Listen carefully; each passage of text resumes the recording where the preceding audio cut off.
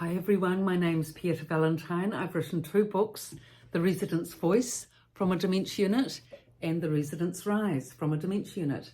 Today's session video is on can I have a glass of water issue in a dementia unit.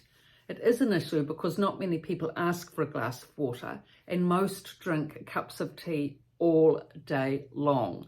So dehydration is a really common theme in a dementia unit. So many people get dehydrated because, you know, if you're only drinking caffeinated tea all day, you can imagine, well, firstly, there's urinary incontinence issues or urinary urgency issues because of all the caffeine, wanting to go to and from, you know, the bathroom all day. And you need a certain amount of hydration and water to keep your system cleansed and functioning well. You know, they say 8 glasses of water a day or whatever you should be having. Well, no, that doesn't happen in a dementia unit. So for cognition and, you know, urinary tract efficiency and, you know, hydration of cells and all the rest of it, water's important. And people in dementia facilities just do not get enough. It's not that they're not given the water, they're given the water in their rooms. They'll have a jug of water. It's a little jug, I must admit, just probably 2 glasses worth. But they can refill it up from their tap in their bathroom, or their relative can, good point.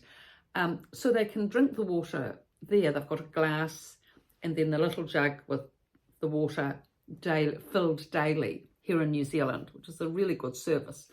You know, the carer has to go all around each afternoon to fill up these jugs and change the glasses. So another job. But the big problem is that the resident often doesn't remember that it's there, or recognise it's there, or realise it's important to drink it. I mean, maybe 2 or 3 realise the importance and drink the water, but not many. I know there was one lady I used to know quite well. She was good at 50% of the time she'd remember to drink a glass of water each day, something like that.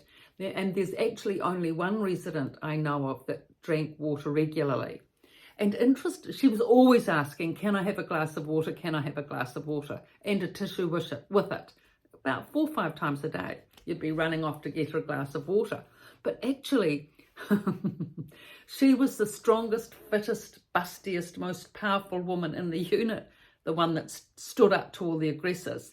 And she was the only one that drank a lot of water and was very clear-headed with it. So that water seemed to make a difference for her anyway. But, you know, everyone else was sitting in their chairs, often nodding off. Dehydration could well be a part of that. But so she asked for the water because she was assertive enough to ask for the water when she felt thirsty. She had no qualms about it. And also, but, you know, other residents don't like to make a fuss and probably don't like to ask for a glass of water. That's why when you as a relative come and visit, first thing, you know, make sure that you get your mother a glass of water and encourage her to drink it while you are there. It's very important. Exercise, encourage her to drink her water in her room and just keep up the reminders about this. You know, relatives who haven't sort of been in the medical industry don't actually realise the importance of keeping hydrated for cognition, if nothing else, you know. Because if you're not drinking water, you really become quite drowsy. So drinking water when you're with her, making sure her jug's full in her room, encouraging her to drink it, and just making it a theme. Each time you visit, make it a theme. Mum, have you had a glass of water? Oh, here's a new glass of water now. Please sip it, you know, while I'm with you, and just keep that up. Now, the same lady who was well hydrated, she was very assertive. She had no qualm, honestly. I mean, most residents they don't mind asking about the time in the day, I mean, which they do all the time. But for a glass of water where someone actually has to go off and make the effort to get the water, get the glass, come back, you know, they're hesitant about doing that, thinking that they're being too much trouble. But this one woman, not only did she ask for the glass of water all day, probably 5, 6 glasses there, but at every mealtime, she insisted on having an extra sort of personal jug of water. And as well as the cordial that they were all given each all that sugar, cordial that they're given each meal time. She ignored that and had her own jug of water. Only person I ever met who had the assertiveness for that. But certainly she was well hydrated, and I think, if other residents, even to a lesser degree, could be. I mean, you can even ask, actually, now I'm thinking of it, if you're concerned about your mother's hydration and she's not drinking enough water, chances are she's not. Just ask the staff, could they please give her a jug of water, a small jug of water, same jugs that are in the room, small plastic jug, and could she have that at every meal time and be encouraged to drink that and not have the cordial? Good idea, because then she's not getting the sugar, she won't be putting on the weight, she's getting more water. See, it's these simple little things that are so important to know, aren't they? In a dementia unit, so many things to sort of get attuned with and not sort of realizing that you can ask the staff.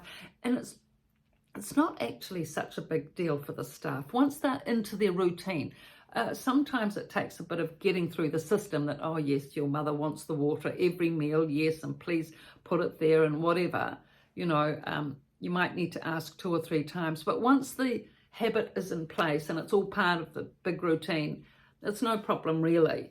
And it is important, for your mother or relative. It's actually important for everyone, but at least primarily work with your relative with this. And what actually can happen is that then other relatives will see this happening, and they'll think, oh, your mother's getting extra water there and she looks better for it, a bit more bright-eyed, and you've discussed it with her about how hydration is important because your background is, say, as a medical carer, in nursing homes, so you understand the importance, and then that way sort of word goes around the unit and everyone's all of, getting jugs of water and drinking more and not so dopey. So it can just be a little thing like this that can really change the dynamics in a unit. Water is really, really important.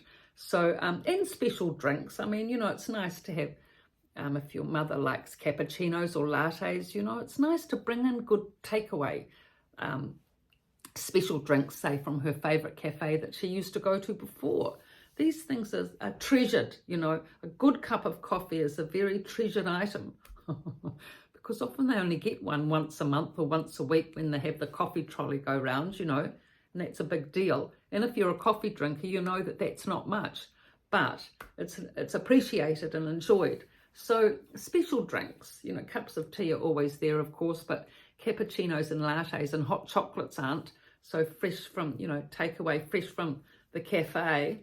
It's really good. I mean, if it's becoming difficult to take your mother out to the cafe because, her mobility is really reduced and, maybe it's winter and it's difficult in the cold to get her all rugged up, bring a coffee in and you can enjoy it just the same, and even better, a nice scone or muffin with it. Yes, on a Saturday or Sunday morning, then you can both enjoy it, love it, and read the press, the newspaper, can't have a better visit.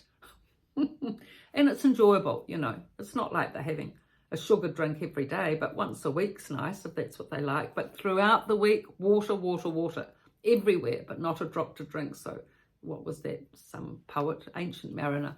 But anyway, this way we do want drinking, we do want water, we do want hydration for these lovely, lovely, wonderful dementia residents, and to be able to look after them well and to give them a chance of being able to, have cognition and concentration and focus and orientation so that they can have that quality of life in their, final years in a dementia unit, which so many people seem to be,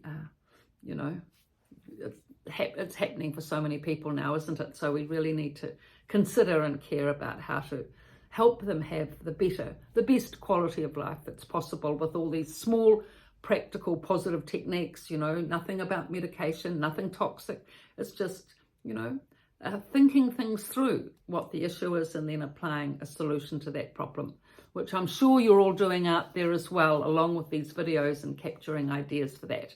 So thank you for your views and your likes. Please subscribe. I'm just hoping to get those subscriptions up, but I do appreciate the views. Thank you very much.